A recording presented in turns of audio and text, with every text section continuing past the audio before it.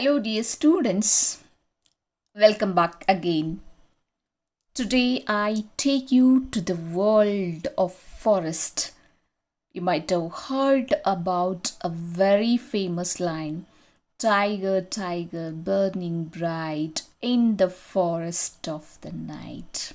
Yes, the poem Tiger is prescribed for BA course in Ability Enhancement Compulsory Course English under Karnataka University, Dharwad. This is the poem The Tiger by William Blake. So I just wish to say something on the poet. A very interesting part of his life, first thing, and second, the aspect which I would like to focus on his noted works or famous works, what he has written. After that, I discuss the poem. Before taking you to the analytical part of it, I recite the poem and then give the gist and critical analysis and structural part of it. And this is what the whole plan introducing the poem to you, students. And William Blake was born in London on November 28, 1757, to James Ahoyser and Catherine Blake. Two of his six siblings died in infancy. From early childhood, Blake spoke of having visions. At 4, he saw God put his head to the window. Around age 9, while walking through the countryside, he saw a tree filled with angels. Although his parents, of course, tried to discourage him from playing, they did observe that he was different from his peers of the same group and did not force him to attend a conventional school or a traditional or the formal education he denied. He learned to read and write at home. They did not go to school. That's very important thing here. At age 10, Blame expressed a wish to become a painter. So his parents sent him to drawing school. 2 years later, Blake began writing poetry. When he turned 14, he apprenticed with an engrave because art school provided too costly. One of the Blake's assignments as apprentice was to sketch the tombs at Westminster Abbey, exposing him to a variety of Gothic styles from which he would draw inspiration throughout his career. After his 7-year term ended, he studied briefly at the Royal Academy. So when I saw, when I talk on William Blake did not go for schools at what age he has to go, did not study in the formal educational structure. Always this kind of the expressions a kind of soothing to the hearts of the students. Always see, ma'am, he did not go to school at all and still he became famous, this that they think of. But one thing you should recall, he studied or he learned reading and writing at home. Somewhere you should create a platform for the enrichment of the knowledge. That's very important. Unless he reads and writes, how can you come to know William Blake at in the age 21st century? This is what learning, a kind of platform you have to create for yourself. And let me say something on his famous works. William Blake first printed his work Poetical Sketches in 1783. It's a collection of apprentice verse, mostly imitating classical models. Initially, all the writers, for that matter, they almost much influenced by the classics, and they just follow the same pattern of writing, and later they develop their own style of it. The poem protests against war, tyranny, and King George III's treatment of the American colonies. Very revolutionary kind of poems he has written initially. He published his most popular collections, Songs of Innocence, in 1789, and followed it in 1794 with Songs of Experience. Songs of Experience and Songs of Innocence. These are very famous works of William Blake. And some readers interrupt. Songs of Innocence is a straightforward, fashion. Consider it primarily a children's book, but others have found hints at parody or critique in its seemingly naive and simple lyrics. Both books of songs were printed in an illustrated format. The next and illustrations were printed from copper plates, and each picture was finished by hand in watercolors. And this is, the small or a brief note on the poet, which the poem which he has written, which is prescribed for your syllabus, that is Tyger. I just first recite the poem, and later I try to give the explanation on this. Tyger, Tyger, burning bright in the forest of the night, what immortal hand or eye could frame thy fearful symmetry? In what distance, deeps or skies, burnt the fires of thine eyes? And what wings dare he aspire? What the hand dare seize the fire? And what soldier and what art could twist the sinews of thy heart? And when thy heart began to beat, what dread hand, and what the hammer, what the chain, in what furnace was thy brain? What the anvil, what dread grasp, dare its deadly terrors clasp?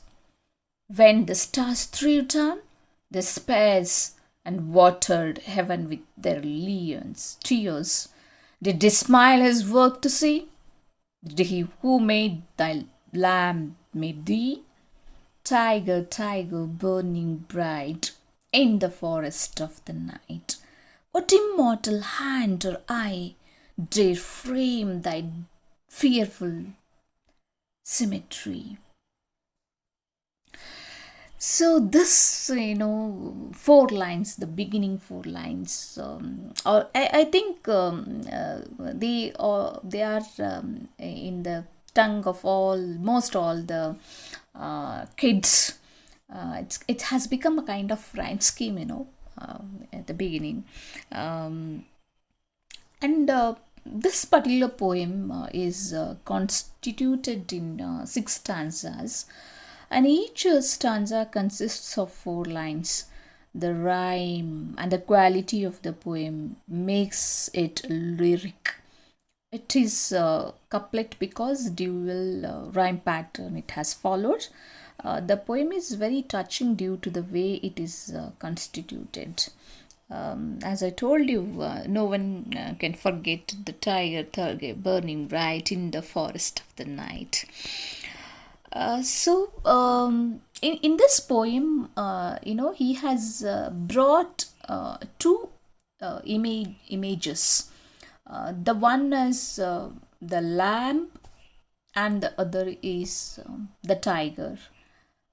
songs of innocence and songs of experience. That the lamb stands as the image of innocence, and tiger is the, of course, a very strong and dreadful creature. And the poet wonder because of this creation, the one who has created a very innocent and very pretty and kind creature like lamb, and how the same the almighty can create a very dreadful and very strong creature like a tiger, which creates a kind of thunder into the listeners. When they listen the sound of a tiger, kind of thunderizes in us. um, and what the tools has he used, and that's very the curiosity part of this poem.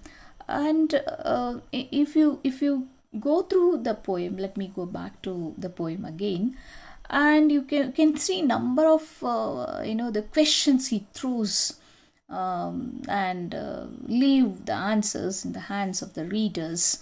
And these questions it gives the kind of strength to the poem, because it make us the readers to think on why such kind of differentiation, kind of two different set of the creations can be possible by a same almighty.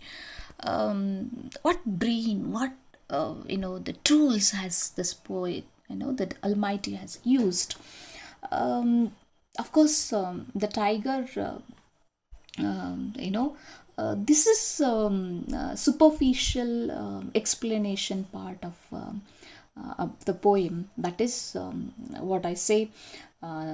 Poet tries to explain the dreadful and the strong creature like tiger, and he wonders why and how and what kind of tool the almighty has used to create this kind of very dreadful creature, and how the same almighty has created such a kind of innocent the lamb creature like a lamb. Of course, lamb and the tiger, these two imageries are used very symbolically. That's what I would like to bring your attention to the next part of my explanation, analyzing the poem, critical analysis of the poem. That's what I would like to say. That tiger, of course, is a highly symbolic poem based on Blake's personal philosophy of spiritual and intellectual revolution by individuals. The speaker, that's the poet himself here, or maybe you or I, as a matter of fact, in the poem is puzzled at the sight of tiger in the night, and he wonders, he asks it a series of questions about its face, appearance, and about the creator who made it. But the context and everything in it must be interrupted according to Blake's philosophy of symbolic myths about human life, undoubtedly. Society, life, human life, society, spiritual revolution. On the other hand, it is also a romantic poem, undoubtedly, to some extent, written by pre romantic William Blake. The tiger is a symbolic tiger, which represents the fierce force in the human soul. Uh, before I just go to that part later. Pre-romantic soul, it is created in fire of imagination by the god who has a supreme imagination. spirituality, and ideals. The anvil, chain, hammer, furnace, fire are parts of the imaginative artist's two powerful means of creation. Superficially, how can the Almighty use hammers, chain, furnace for the creation of the brain or the structure of the poem? If you think on this aspect, you never enjoy the poem. For as I can say, if you want to enjoy, you should dwell yourself into the imagination. And hammer is you just imagine and how it's superficially these are the tools which is familiar to all of us. It may not the poet may not mean that these are the exact tools what he has used. In the imagination, you can enjoy this poem, dwelling yourself into the symbolism, imagination.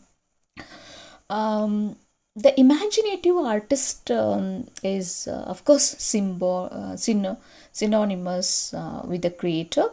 The man with a revolutionary spirit can use such powers to fight against the evil of experience. That's what he does in this poem. The god creating the tiger can be interrupted as any of these creative agents which inspire common men to free their hands, hearts, and souls from the chain of social falsities, the king, the priest, landlord, and their systems that eat up the individual's potentials. The creator has strong shoulders as well as art. At my art here, the skills and dread feet and hand. His courage is hats off to his courage, supreme too. Um, you know, Similarly, the context of a person asking questions and getting puzzles at the tiger symbolically represents the final beginning of the realization and appreciation of the forces of his soul. This individual will then begin his personal spiritual revolution. The poem taken from Songs of Experience, which means the adult world of corruption, immortality, suffering, passing through the first phase of innocence, or the pure child's like world of mentality in Songs of Innocence. Then, having experienced the opposite world of experience, the speaker in this poem has begun to recognize suppressed power of his soul and realizes its necessity.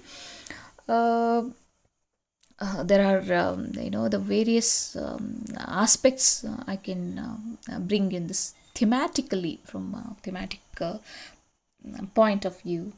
I focus your attention. I try to bring your attention on the thematical aspects of the poem. Uh, of course, the poem is intended to make us to witness the person realizing potentials of his soul and to realize it ourselves. Of course, we have not only the lamb like humility, but also the tiger like quality of for spiritual revolution and freedom from falsities. The unusual spelling, the tiger, Tiger, but here you use Tyger, is also a hint of the special meaning and emphasis as unusual stresses he tries to give.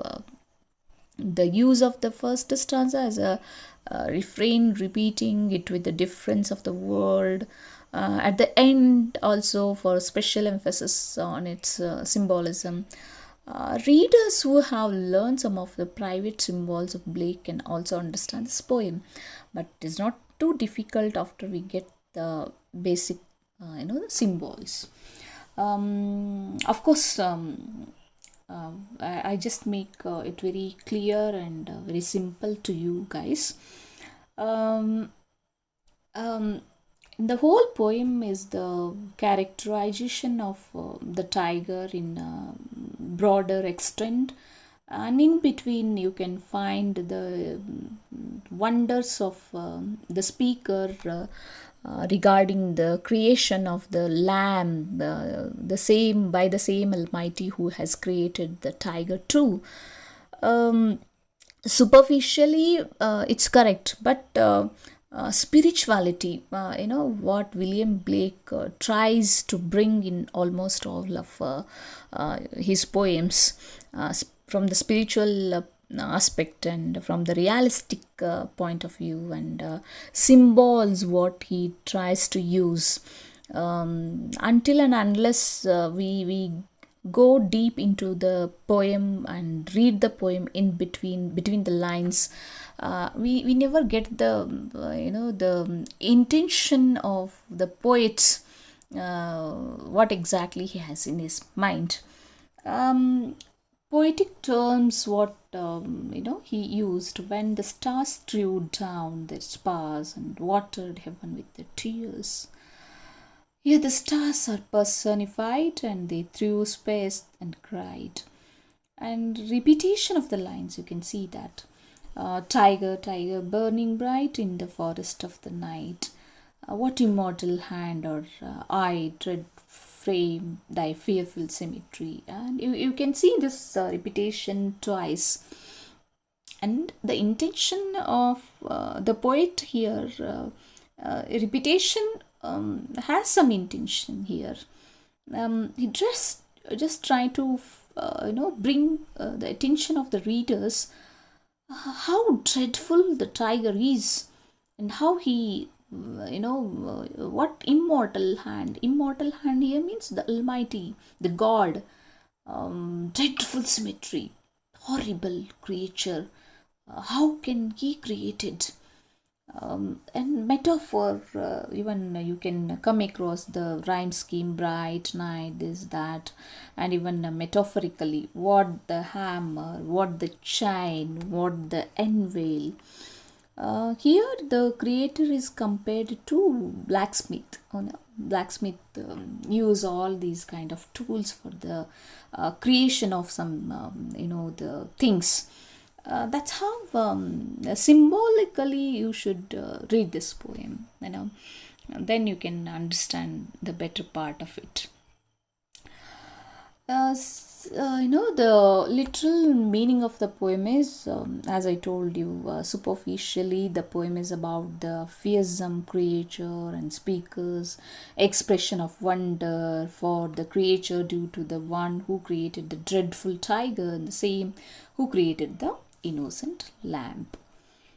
And a very important aspect, I just told you on the things what superficial meaning of the poem, one thing, and second thing, what is the the spirituality of the poem, or realistic point of the poem, and critical analysis part of the poem.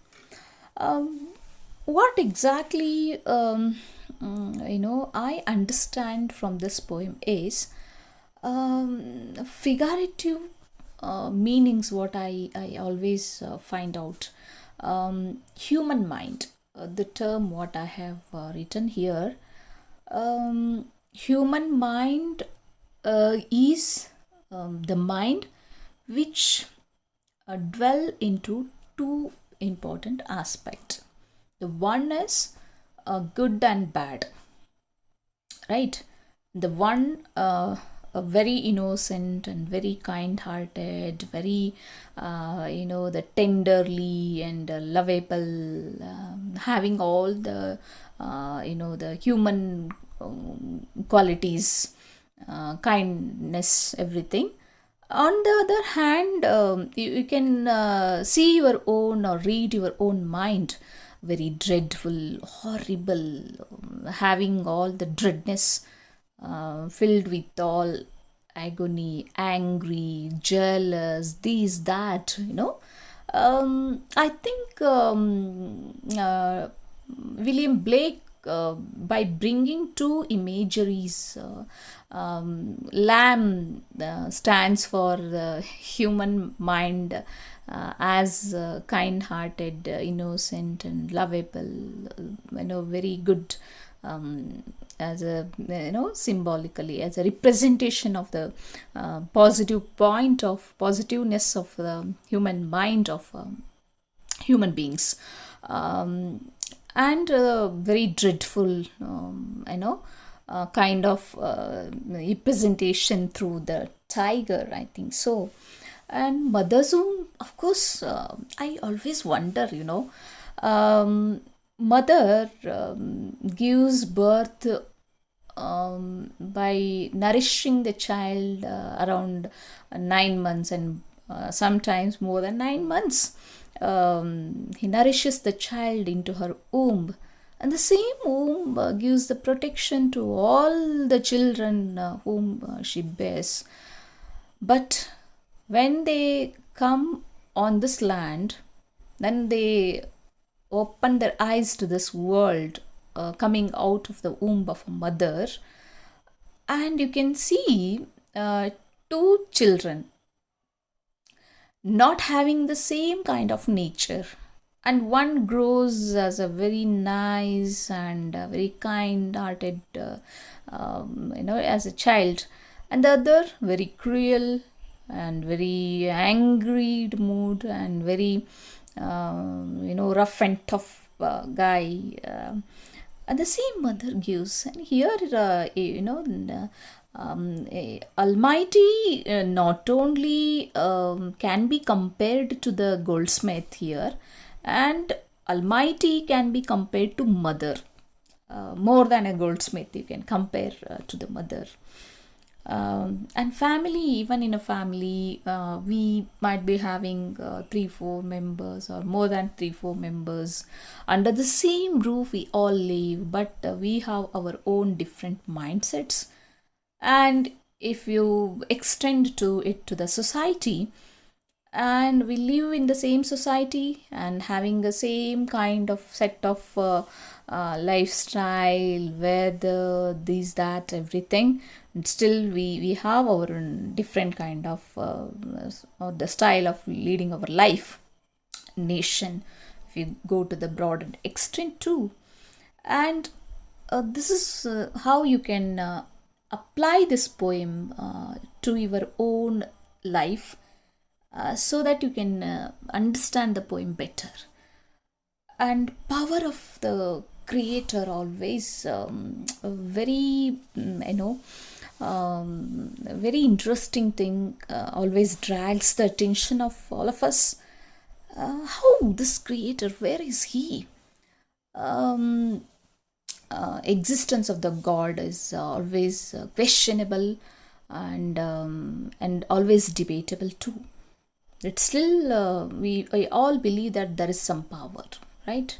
And some of us, we call it as a god, and some of us, we call it as another soul, some of we call it as a the power, almighty power, many names we give, but something somewhere it is there. What is that? It's a debatable thing.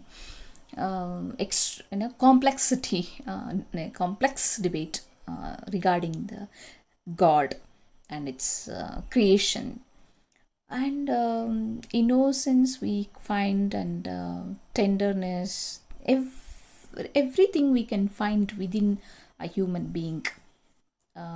He creates a very nice person, and he creates a very cruel man too.